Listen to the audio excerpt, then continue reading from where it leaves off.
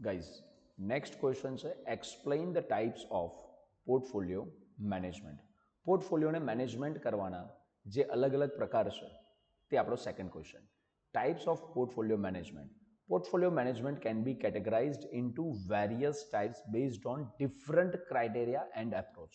કે ભાઈ અલગ અલગ ક્રાઇટેરિયા અને અલગ અલગ અપ્રોચના બેઝિસ પર આપણે પોર્ટફોલિયો મેનેજમેન્ટને કેટેગરાઇઝ એટલે કે એનું વર્ગીકરણ કરી શકીએ છીએ. Here are some common types of portfolio management. ચલો એમાં પહેલો છે એક્ટિવ પોર્ટફોલિયો મેનેજમેન્ટ. એકદમ સિમ્પલ સરળ ભાષામાં અને પહેલાં સમજી લો એક્ટિવ પોર્ટફોલિયો મેનેજમેન્ટ એટલે શું અને પેસિવ પોર્ટફોલિયો મેનેજમેન્ટ એટલે શું. આ બે શબ્દો એક સાથે સમજો. એક્ટિવ પોર્ટફોલિયો મેનેજમેન્ટ એટલે એવો આપણો પોર્ટફોલિયો બન્યો હોય કે જેમાં થોડાક સમયે એ જે એસેટ્સ છે એમાં ખરીદ વેચાણ કર્યા કરવું પડે. મતલબ આપણે એમાં એક્ટિવલી ઇન્વોલ્વ રહેવું પડે કે ભાઈ થોડા સમયે આપણે થયું કે ભાઈ જુઓ શેર્સમાં શું પ્લસ માઇનસ થયું છે, કયા શેરમાં વેચીને બીજા શેરમાં રોકાણ કરવું જોઈએ, કઈ એસેટ એવી છે કે જેને આપણે વેચીને બીજી કોઈ જગ્યા પર ઇન્વેસ્ટમેન્ટ કરવું જોઈએ, કઈ એસેટ એવી છે કે જ્યાં બીજી વધારે રિટર્ન મળી શકવાની સંભાવના છે. તો આને બોલીશું આપણે એક્ટિવ પોર્ટફોલિયો મેનેજમેન્ટ. પેસિવ એટલે શું? તો કે આપણે પહેલેથી જ એવી જગ્યા પર ઇન્વેસ્ટમેન્ટ કરીને મૂકીને છોડી દેવાનું કે જ્યાં આગળ વારે ઘડીએ આપણે એને જોવાની જરૂર ના પડે. વારે ઘડીએ એમાં એસેટ્સને ખરીદ વેચાણ કરવાની જરૂર ના પડે. આવા જે પોર્ટફોલિયો હશે એને બોલીશું આપણે પેસિવ પોર્ટફોલિયો મેનેજમેન્ટ. ચલો અને અંદર જે પહેલો પોઈન્ટ આપ્યો છે એક્ટિવ પોર્ટફોલિયો મેનેજમેન્ટ, એમાં જુઓ in active portfolio management portfolio managers actively make investment decision with the goal of outperforming market or a specific benchmark index.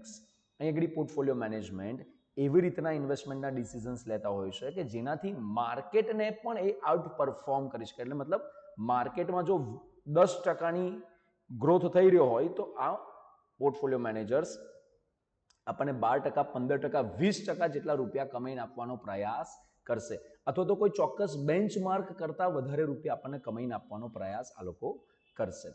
They use research, analysis and market timing to select individual securities and adjust the portfolio's allocation based on changing market conditions.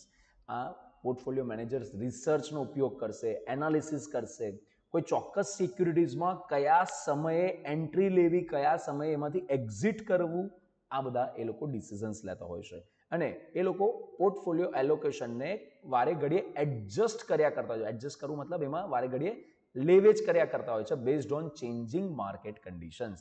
કે ભાઈ માર્કેટમાં જે પ્રકારે condition બદલાતી હોય એ પ્રમાણે માર્કેટમાં આ પોર્ટફોલિયોને શું કરશે, ખરીદ વેચાણ, અમુક એસેટ્સનું ખરીદ વેચાણ એ લોકો કર્યા કરશે. In this type of management the portfolio manager is most concerned with generating maximum returns. આગળ લોકો શેના પર કન્સર્ન હોય છે, શેના પર ફોકસ રાખે છે, મેક્સિમમ રિટર્ન્સ જનરેટ કરવા માટે. રિઝલ્ટન્ટલી they put a significant share of resources in the trading of security. એ લોકો શેના પર વધારે પડતા રિસોર્સિસ લગાડતા હોય છે, trading of securities. And typically they purchase stocks when they are undervalued and sell them when their value increases. હમણાં જે સમજાયું ને એ જ કે એસેટ્સને ખરીદ વેચાણ કર્યા કરશે કે જેનાથી લોકો મેક્સિમમ રિટર્ન જનરેટ કરી શકે. એવા સ્ટોક્સમાં રૂપિયા રોકાણ કરશે કે જે સ્ટોક્સ અંડર વેલ્યુડ હોય અને જ્યારે સ્ટોક્સની શેર્સની કિંમતો વધી જાય એટલે એ લોકોને વેચીને રૂપિયા છૂટા કરી લેશે, પછી બીજી કોઈ જગ્યા પર ઇન્વેસ્ટ કરશે. આ રીતના એ લોકો એક્ટિવલી એમાં પોર્ટફોલિયો મેનેજ કરતા હોય છે. નેક્સ્ટ પોઈન્ટ આપણને આપ્યો છે passive portfolio management. Passive portfolio management also known as passive investing or index investing involves tracking benchmark index such as the S&P 500 rather than attempting to outperform it. Okay. Passive portfolio management એ જે છે આપણે એને passive investing પણ કહી શકાય. Passive investing એટલે શું કે ભાઈ આપણે ઇન્વેસ્ટમેન્ટ કર્યું અને બસ એને રૂપિયા ઇન્વેસ્ટમેન્ટ કરીને છોડી દેવાનું, એમાં બહુ મગજમારી કર્યા કરવાની નહીં. ઇન્ડેક્સ ઇન્વેસ્ટિંગ પણ આને કહી શકાય. આની અંદર આપણે tracking the benchmark index such as આમાં આપણે S&P 500 આપણે ઇન્ડિયાના વાત કરીએ તો સેન્સેક્સ છે, નિફ્ટી છે, આ બધાને આપણે ધ્યાનમાં લઈ શકાય. Rather than attempting to outperform it. અહીંયા આગળ આ લોકો પોર્ટફોલિયો મેનેજર આ પેસિવ ઇન્વેસ્ટમેન્ટમાં માર્કેટ કરતાં વધારે રૂપિયા કમાવાનું કે એવું બધું પ્લાન નહીં કરતા. એ લોકો જસ્ટ શું પ્લાન કરે છે, બસ માર્કેટમાં આપણું એક રેગ્યુલર રિટર્ન આપણને જનરેટ થયા કરવું જોઈએ. Passive portfolio managers aims to replicate the performance of index by holding a diversified portfolio of securities that mirror the index composition.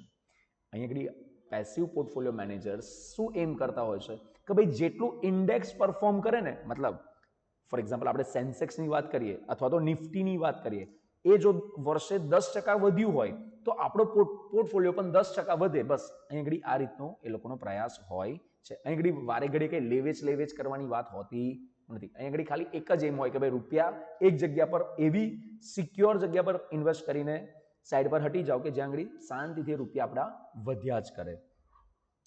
This approach typically involves a lower cost and lower turnover compared to active management. અહીં ઘડી તમારી cost પણ ઓછી રહેશે અને જે turnover છે એ પણ કેવું રહેશે, ઓછું રહેશે. ઇન શોર્ટ તમારા અહીં આગળ ખર્ચા જે ટેક્સીસ ચૂકવવાના ને બધું કેવું રહેશે, ઓછું રહેશે, કારણ કે અહીં આગળ તમારી ખરીદ વેચાણ કેવી થાય છે, ઓછી થાય છે. આગળ વાત કરીએ. This particular type of portfolio management is concerned with a fixed profile that aligns perfectly with the current market trends. The managers are more likely to invest in index fund with low but steady returns which may seem profitable in the long run. આ પ્રકારના portfolio મેનેજમેન્ટમાં એક પ્રકારનું fixed profile જેવું હોય છે કે માર્કેટમાં જે ટ્રેન્ડ ચાલી રહ્યો છે, સમજો કે માર્કેટમાં ધીરે ધીરે તેજી વધી રહી છે. આપણે આપણા ઇન્ડિયાની વાત કરીએ. ઇન્ડિયાની અંદર અત્યારે તમે ઇન્ડેક્સ ફંડમાં રૂપિયા રોકીને છોડ દો, જેમ જેમ આપણો દેશ જેટલો આગળ વધ્યા કરશે, આપણું સેન્સેક્સ પણ વધ્યા કરશે, નિફ્ટી પણ વધ્યા કરશે, તો આપણો પોર્ટફોલિયો પણ વધ્યા કરશે. અહીં આગળ બહુ વધારે રિટર્ન કમાઈ લેવાના જ, આવું ટાર્ગેટ ના હોય. અહીં ટાર્ગેટ શું હોય, લો બટ સ્ટેડી રિટર્ન્સ આપણને મળ્યા કરે કે જેનો અલ્ટિમેટલી આપણે લોંગ રનમાં બહુ સારો એવો પ્રોફિટ જોઈ શકાય. આ રીતના નેક્સ્ટ હવે એક આવે છે સ્ટ્રેટેજિક એસેટ એલોકેશન. વ્યૂહાત્મક રીતના આપણે એસેટમાં એલોકેશન કરવાનું. એલોકેશન એટલે ફાળવણી. Strategic asset allocation ઇન્વોલ્વ્સ establishing a long-term target allocation to different asset classes based on investors' financial goals, risk tolerance and time horizon. ઇન્વેસ્ટરના ફાઇનાન્શિયલ ગોલ્સ, રિસ્ક ટોલરન્સ અને time હોરાઇઝનને ધ્યાનમાં રાખીને લોંગ ટર્મ ટાર્ગેટના બેઝિસ પર એસેટને allocate કરવામાં આવે છે. અને એવું એ પણ નહીં કે એક જ જગ્યા પર અલગ અલગ ડિફરન્ટ એસેટ ક્લાસીસમાં ઇન્વેસ્ટમેન્ટને એલોકેટ કરવામાં આવતા હોય છે.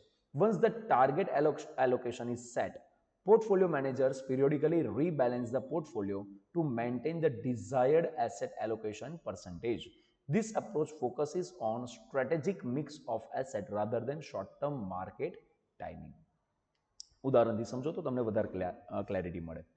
આપણે એમ નક્કી કર્યું કે ભાઈ 100 રૂપિયા છે તો 100 રૂપિયામાંથી 10 રૂપિયા શેર માર્કેટમાં રોકવાના. ગમે ત્યારે તમે લાખ રૂપિયા રોકશે કે 10 લાખ રૂપિયા રોકશે કે ગમે તેટલા, એમાંથી ટાર્ગેટ 100 રૂપિયામાંથી 10 રૂપિયા એટલે 10% થયું તો એક્ઝેક્ટ 10% એવું પકડી નહીં બેસવાનું.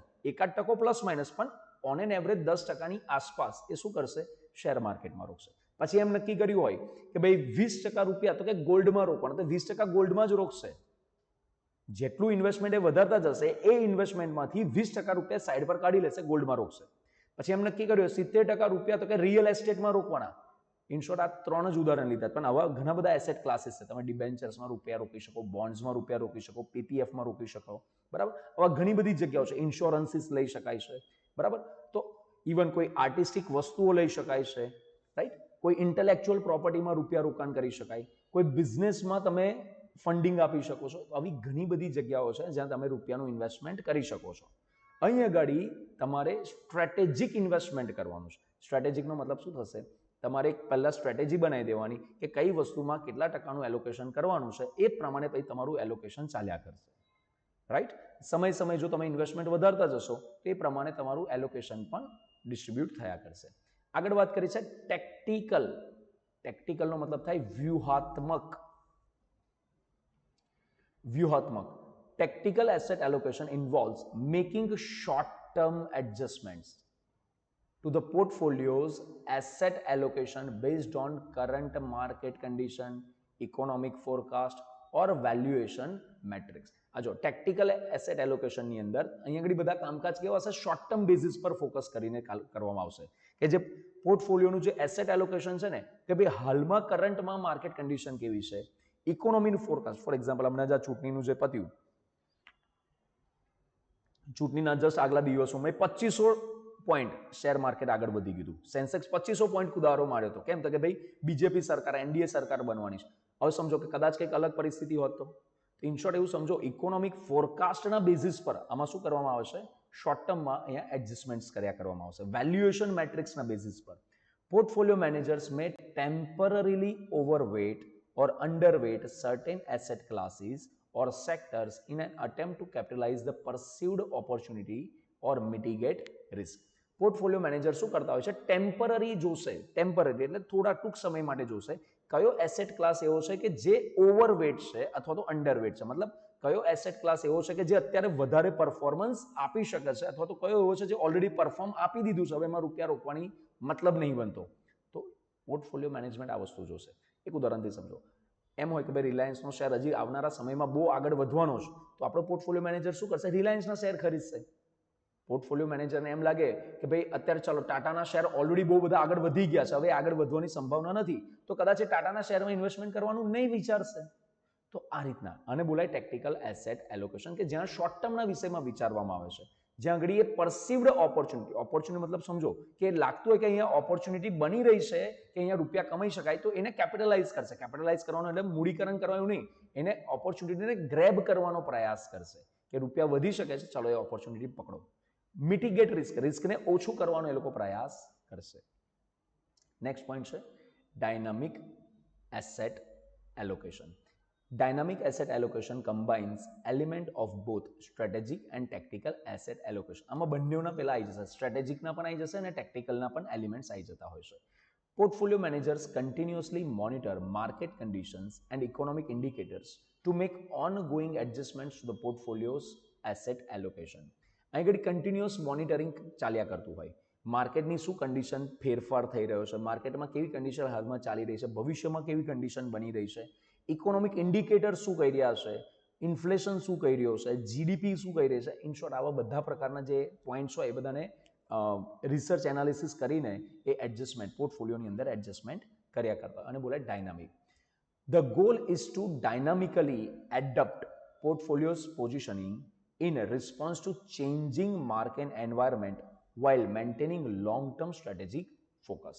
અહીં ઘડી આપણે શોર્ટ ટર્મમાં ચેન્જીસ કરવાના છે, પણ અલ્ટિમેટલી આપણો ઓબ્જેક્ટિવ કયો ધ્યાનમાં રાખવાનો, ભાઈ શોર્ટ ટર્મમાં એવા ચેન્જીસ કરવાના જેનાથી આપણે લોંગ ટર્મના ઓબ્જેક્ટિવ્સ અચીવ થયા કરે. તો હવે અહીં ઘડી આ જો ત્રણ મુદ્દાને સમજીએ તો સ્ટ્રેટેજિક એસેટ એલોકેશન એ કોના પર ફોકસ કરતું હતું, આપણા અહીંયા જો અહીંયા લખ્યું છે લોંગ ટર્મ ટાર્ગેટ, અહીંયા ઘડી શોર્ટ ટર્મ એડજસ્ટમેન્ટ, અને ડાયનામિકમાં લોંગ ટર્મના ટાર્ગેટને અચીવ કરવા માટે શોર્ટ ટર્મમાં અહીંયા આગળ એડજસ્ટમેન્ટ્સ કરવાના છે. આઈ હોપ કે બધાને ક્લિયર થશે. બરાબર, આગળ જઈએ. નેક્સ્ટ શબ્દ છે મલ્ટી એસેટ પોર્ટફોલિયો મેનેજમેન્ટ. શબ્દ પરથી ખબર પડે multiple assets. Multi asset portfolio management involves investing across diverse range of asset classes. મતલબ અલગ અલગ પ્રકારની એસેટ્સમાં રૂપિયા રોકવાની વાત છે, such as stocks, bonds, real estates, commodities, alternative investments, etc. Portfolio managers allocate capital among these different asset classes based on their return expectations, correlations, risk characteristics, aiming to achieve diversification and optimize risk-adjusted returns. જો અહીંયા portfolio manager શું કરશે, કેપિટલને એવી રીતના different asset ક્લાસમાં allocate કરશે, કયા basis પર એલોકેટ કરી શકે છે. અહીં 4-5 પોઈન્ટ છે, જેમ કે એક રિટર્ન એક્સપેક્ટેશન શું છે, એસેટનું એકબીજા સાથેનું કોરિલેશન કેવું છે, એકબીજા સાથેનો સંબંધ કેવી રીતના બની રહ્યો છે, રિસ્ક કેટલું છે, કયા પ્રકારે આપણે ડાયવર્સિફિકેશન કરીને શું અચીવ કરવા માંગીએ છીએ, શું રિસ્ક એડજસ્ટમેન્ટ રિટર્ન આપણે કેવી રીતના ઓપ્ટિમાઇઝ કરી શકાય. મતલબ આપણે આજે ₹1 રિસ્ક પર લગાડીએ છીએ તો આપણને રિટર્નમાં કેટલા મળવાના છે.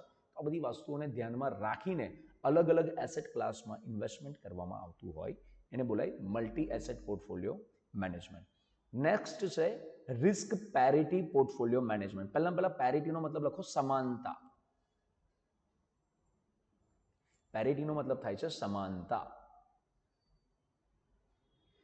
Risk parity portfolio management aims to equalize the risk contribution of each asset class within the portfolio. Risk parity portfolio management શું એમ કરે છે? અંડરલાઈન કરો, ઇક્વિલાઇઝ ધ રિસ્ક. રિસ્કને ઇક્વિલાઇઝ કરવાનું છે કે આપણા જેટલા પણ એસેટ ક્લાસમાં આપણું ઇન્વેસ્ટમેન્ટ હોય એ બધાય ક્લાસનું ઇન્વેસ્ટમેન્ટમાં જે રિસ્ક છે, રિસ્કને શું કરી દેવાનું છે?